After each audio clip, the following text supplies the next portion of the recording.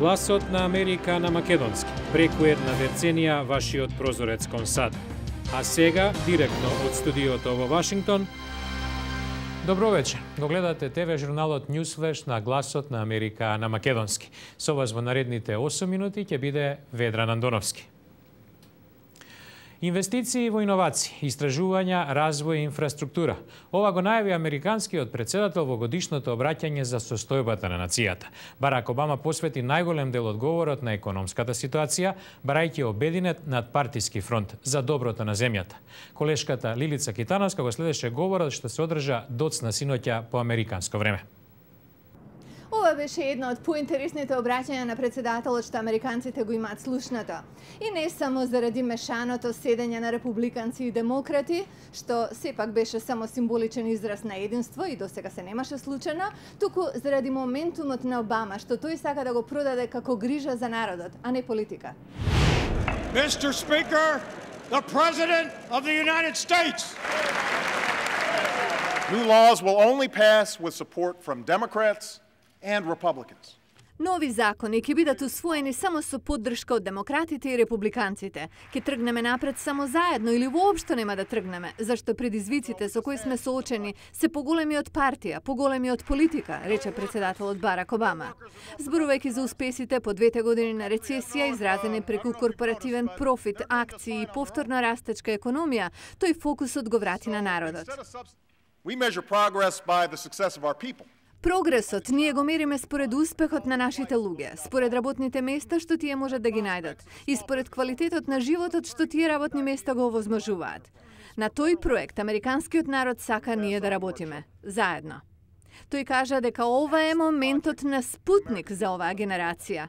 При тоа мислеше на времето кога пред половина век Советите го лансираа сателитот Спутник пред американците да имаат идеја како да стигнат до месечината.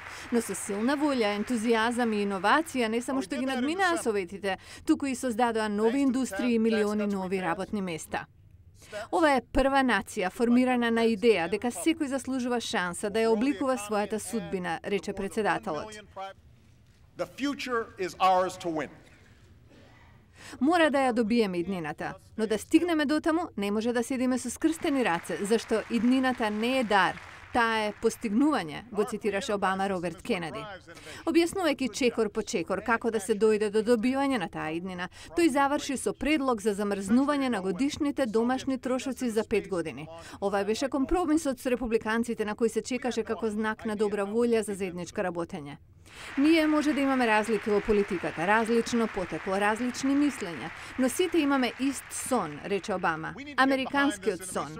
Америка од секогаш била приказна за обични луѓе кои се осмелуваат да сонуваат. Ние сме за големи работи, поентираше Обама.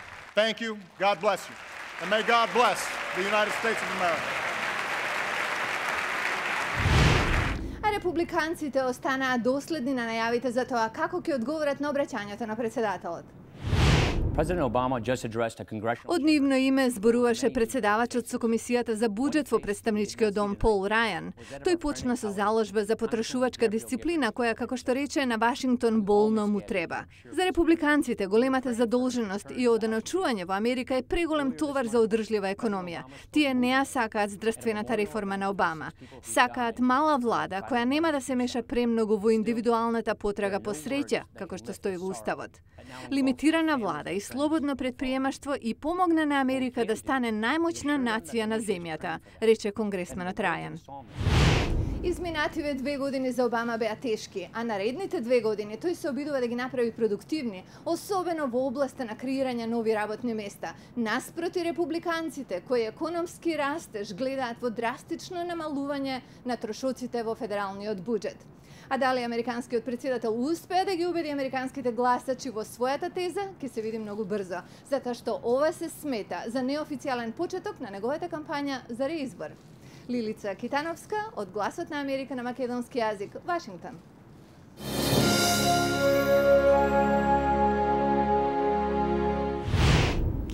А во продолжение на Newsflash го основа Роберт Редфорд, најголемата смотра на независни филмови во САД. Ве носиме на фестивалот Санденс во малото планинско одморалиште Парк Сити, американската сојузна држава Јута, каде се собра режисери и актери од цел свет. По 10 дена, секоја година, илјадници доаѓаат во ова старо рударско градче, Парк Сити, во Јута, да уживаат во филмот. Годинава, овде се прикажуваат 200 филмови од вкупно 9000 пријавени од цел свет. We have money to survive many days, but people are losing faith. Воени драми, како филмот Кинјераванда за геноцидот во Руанда од 1994 ја продлабочува свеста кај луѓето за ова несфатливо насилство. Филмови, како Син на никого, што е сторија за млад полицаец во Њу Јорк, носи звездена актерска екипа со шанси да дојде до Оскар следната година. What I want to do is make a film all about product placement, marketing and advertising. Внимание привлекува и документарецот на Морган Спурлок, најдобар филм воопшто продаден. Камерата следи режисер кој се обидува да најде финансиер за неговото дело. Секој режисер во оваа економија може да се најде во филмот, вели Спурлок. Иако фестивалот е за мали, независни филмови и непознати актери кои се обидуваат да направат впечаток, фестивалот привлекува и големи имиња.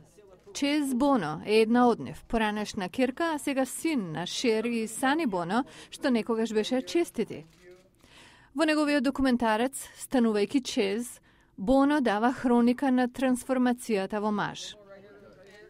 Номинираната за Оскар Вера Фермига има режисерско деби со драмата По високо место, во кој игра. 50.000 луѓе дојдоа овде да уживаат во филмови, во сликовитата природа и во музика. Некои сакаат да видат каде се движи филмската индустрија. Други да сретнат други луѓе. Некои времето го подесиле да им биде зимски одмор. Но за многу од публицистиката ова е време кога напорно работат. Но имиджот на филмскиот фестивал Санденс е славење на креативната имагинација и уметнички израз. А утре во Newsflash одиме во лов на фосили во Колорадо. Не треба да сте искусен научник за ова.